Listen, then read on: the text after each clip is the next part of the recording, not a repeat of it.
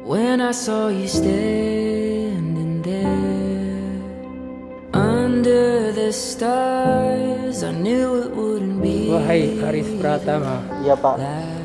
aku nikahkan anak kandungku Yosi Lisnayanti dengan engkau dengan mahar seperangkat alat salat dan satu buah cincin emas tunai.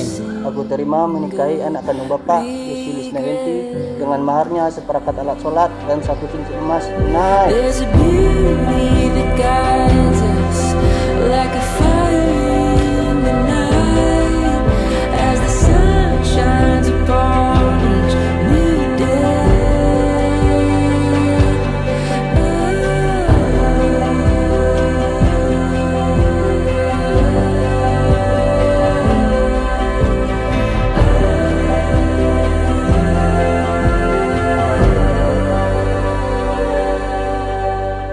We could write an endless story through the struggle and the glory.